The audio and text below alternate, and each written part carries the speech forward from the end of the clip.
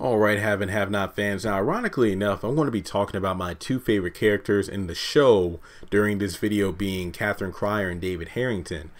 And the fact that those two are both about to be screwed over by much younger love interest, if you will. We have Erica, who's working for Candace in order to leave a mark on David to pretty much extort all his money, the same way that Oscar did her because she extorted money from Jim Cryer.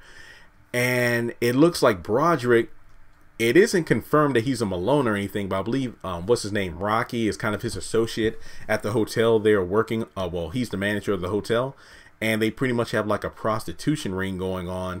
And that really isn't bringing in the big bucks that Broderick is really thinking of. The fact that he is trying to target Catherine Cryer, who's worth $250 million, does say a lot about his character, because it looked like at first, you know, he was the, well, Catherine was the cougar and the sugar mama, and pretty much a way to get back at Jim. So it's really hard to put it into words, but either way, you know, the interesting thing is the fact that Catherine is just really egging on Jim in terms of, look, I'm going to get back at you for everything you've done to me, but hey, we can just end it all now for you just signed into divorce papers, but he won't do it.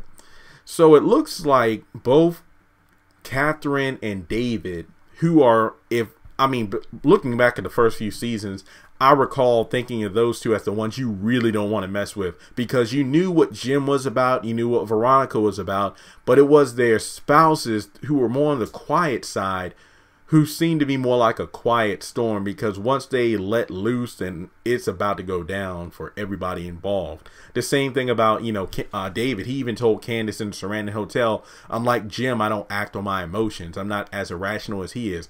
I stalk my prey, I study them carefully, and then I pounce when the time is right. Hence why he easily got the money from Candace, thanks to Oscar, that she extorted from Jim Cryer. Then you look at Catherine, on the other hand, who's the opposite of Jim, because even though Jim acts on his emotions, at least he's more clean cut about it. Like, he gets people to do the work for him. He's been known to go out on the field a few times, like, you know, when he visited Malone's, when they had Candace. He went to meet with Norman Hewins after the Malones got a hold of him.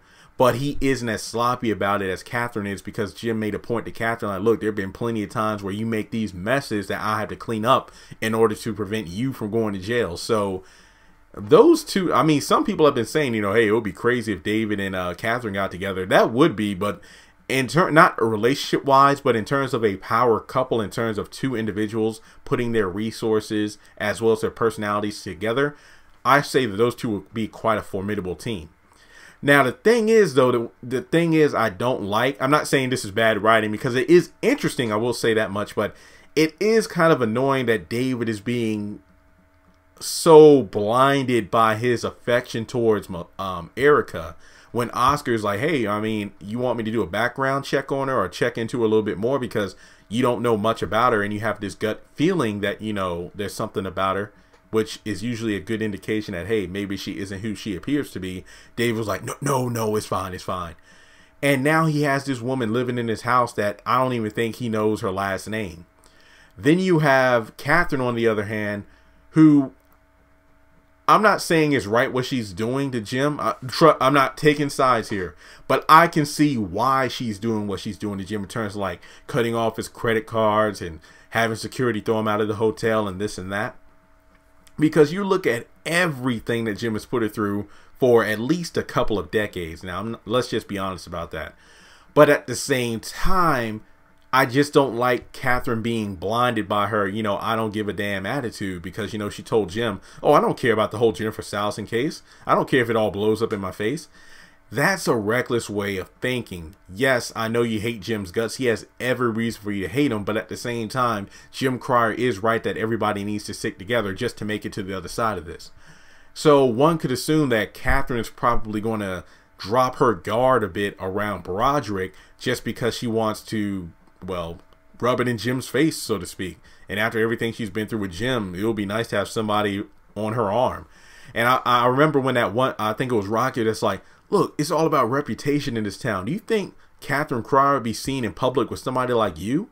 on her arm, and he's like, man, she doesn't care about that, especially with a prick husband like Jim Cryer. There's no way she's happy. So Broderick is right. The fact that he is running a prostitution ring, he's pretty much like a warlock on the other side, on a clean side of the streets, if you will, in terms of like running a ring of a secret operation. So what I'm thinking is Broderick might actually, well, woo Catherine Cryer and then try to steal her money. This can end up one or two ways, the same way with David. Given the fact that David is blinded by Erica because of everything that he went through with Veronica, it's the same way that Catherine's probably going to be blinded or dropping her guard around Broderick after everything she's done after everything Jim Cryer did with her. Not to mention that she's just ready to be on some other man right now. So in that notion, those two are in high risk of losing everything. I'm not going to lie here. It does look pretty bad based off everything that's been going on so far. However, this new Catherine Cryer we've been seeing lately is somebody that Broderick better not underestimate. I'm just saying. Because if he's looking at the way that Catherine's treating Jim now, can you imagine what would happen to him if she found out about his plan to take all her money and whatnot? So I'm just saying that if Broderick does try to cross Catherine Cryer, he had better watch out, or he's going to be disappearing just like some of them priests did at that Bible camp when they touched Wyatt. I'm just saying. But it will be an interesting plot, though. I will admit I am interested in seeing where this plot goes on in terms of, will Catherine be on her toes in this situation? Now, looking back at the David and Erica case, I still hold by my little theory. It's not a full-fledged theory, but it would not surprise me if Erica turns around and just finds herself falling in love with David because everything that she's been through, with Warlock. I'm not saying those two had the best relationship, but we really didn't know too much about it. It was just the fact that, hey, you know what? I want to keep on, prostituting and hitting marks. You do your drug thing and whatnot, and never shall the twins meet. It's like, don't have a finger in my business telling me who you want me to be sleeping with and who you don't want me to be sleeping with, and I won't tell you about your prostitution and whatnot. So those two were together. It was almost like a Will and Jada kind of situation with those two in terms of the underworld of Savannah, Georgia. It's just that they never wanted their operations to align. Now, when it comes to David and Erica in terms of their possible relationship, I feel like Candace is going to run Erica into the dirt, and she's going to have no other choice but to switch around to be on David's side, especially when Veronica gets into the mix. So I'm just throwing that out there as well. So the big question to you all is, what do you think about the subplots going on with David and Catherine in terms of their new love interest possibly going to screw them over in the long run? Not physically, but take their money.